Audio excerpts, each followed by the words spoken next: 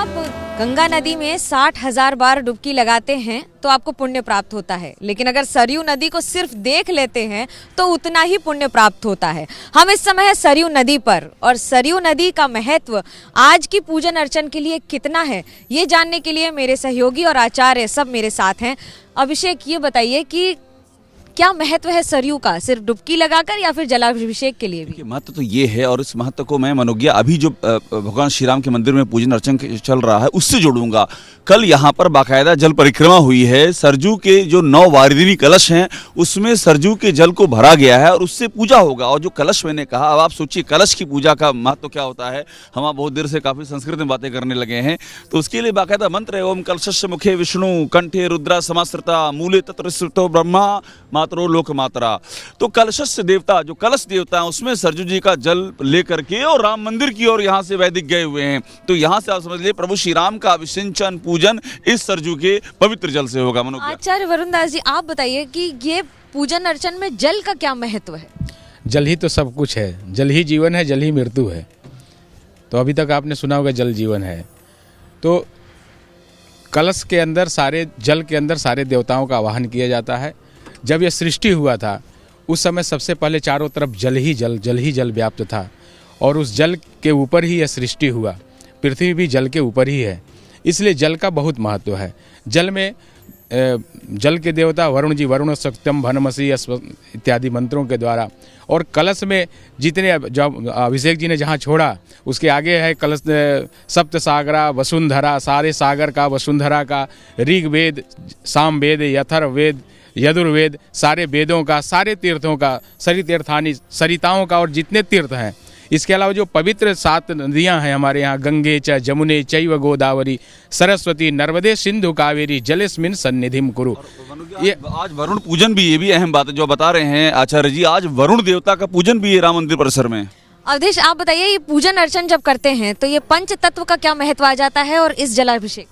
वो कहा गया है कि छिद जल पावक गगन समीरा पंच तत्व में से बना शरीर, और ये भी कहा गया है कि जो ब्रह्मांड, जो पिंड में है वही ब्रह्मांड में है। ये अधम शरीर, बिल्कुल।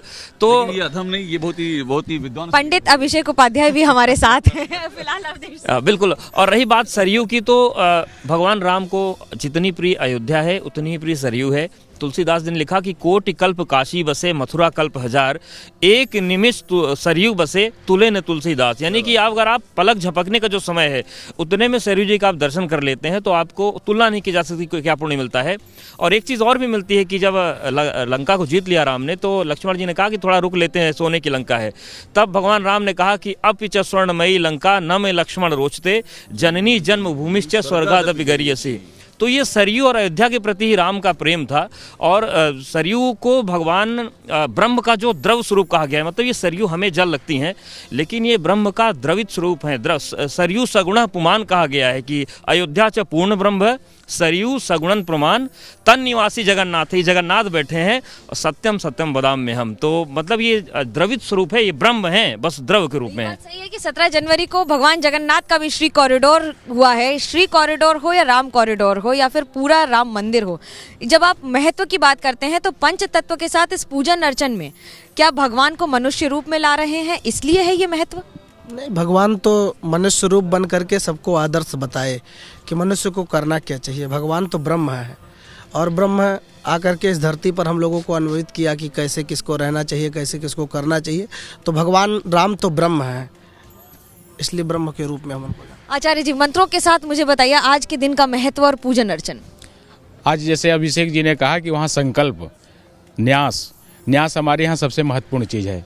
न्यास इसलिए है कि हम अपने शरीर में विभिन्न देवताओं का निवास दिलाते हैं, उनका न्यास करते हैं, उनको प्रतिष्ठित करते हैं। क्योंकि देवम भूत्वा देवम यजेत, देवता बनकर ही देवताओं का यजन करना चाहिए। जैसे मनुष्य बनकर आप मानवता की सेवा कर सकते हैं, शैतान बनने के लिए शैतान की भावना करके लोग शैतान के उपासक हो जाते हैं।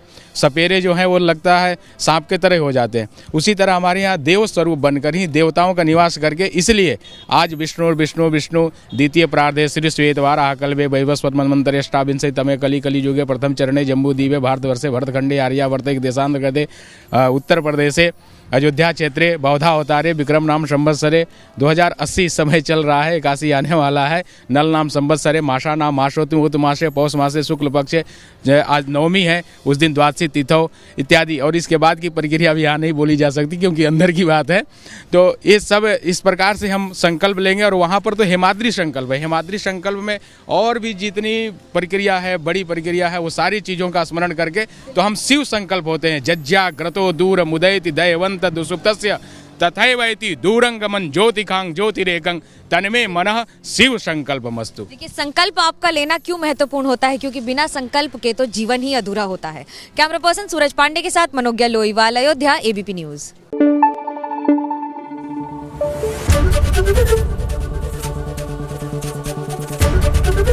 एबीपी न्यूज आपको रखे आगे।